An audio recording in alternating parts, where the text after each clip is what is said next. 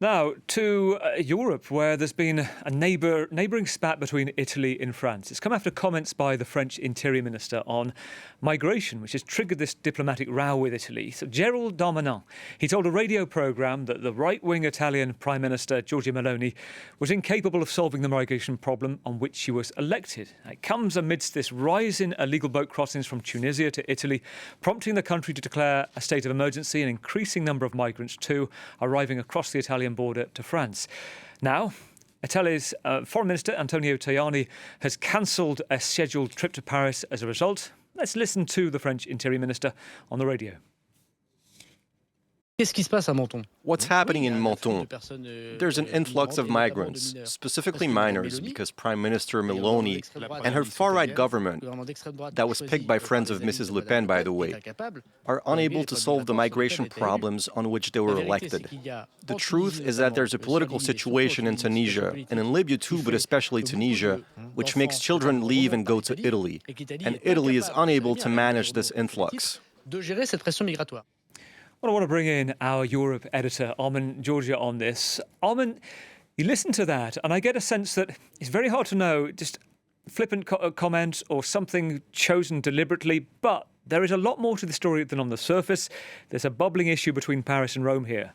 Definitely. I think for quite some time now, Gavin, Italy has felt slighted by France's efforts to get the Franco-German tandem going again, because those efforts seem to have come at Italy's expense. At least that's how Rome sees it. So, for example, Prime Minister Meloni was not invited to Paris for a tête-à-tête with Volodymyr Zelensky and the French and German leaders a while back. The French and German economy ministers went to Washington in response to the US Inflation Reduction Act. Again, the optics of that was that France and Germany represent Europe to the United States, not Italy. So all of this has been building up and bubbling away, as you suggest. I think if there were any hopes in Rome previously that perhaps in a post-Angela Merkel world that Italy would have more diplomatic weight, those hopes seem to have been dashed for now, because although France has been rebalancing its relations post-Angela Merkel, it hasn't seemed to have sort of given Italy a boost in that rebalancing. We saw, for example, President Macron on a state visit to the Netherlands a few weeks ago, where he really was trying to get ties closer between the Netherlands and France. He gave a keynote speech on the future of Europe in the Netherlands. It's hard to imagine him doing such a thing in Rome, isn't it, given the current state of relations?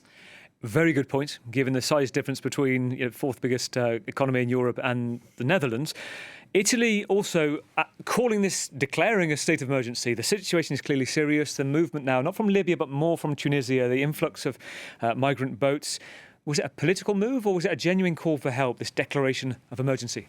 Yeah, I mean, the numbers are alarming, according to the Interior Ministry of Italy. It says that in the first few months of this year, nearly 4 times as many migrants have landed on Italian shores as in the same period the previous 2 years. So it is a major increase. I recently spoke to a senior Italian MEP in the European Parliament who is also a member of the opposition Democratic Party in Italy, and I asked her about this state of emergency. Is it merely a populist measure? Is there some legitimate backdrop to it? And I asked her, is this the right way forward? Here's what she had to say. Here's Irene Tinai.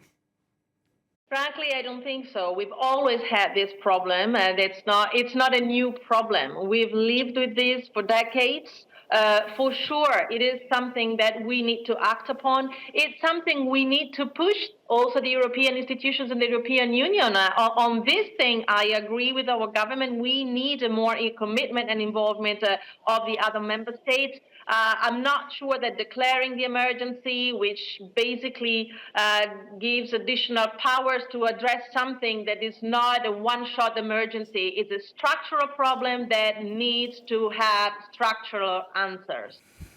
So an opposition politician from Italy, Gavin, clearly not in favour of the state of emergency, but acknowledging that there are some reasons behind it that are of genuine concern. As for the question of European solidarity that she mentions in that soundbite, the EU is now working to try to approve a new migration and asylum pact by the European elections next year. That's one of the big goals for the next 9 months. The legislative package now has to be negotiated, but it's a very, very complex negotiation, and obviously no guarantee that Italy will find satisfaction at the end of this 9-month process.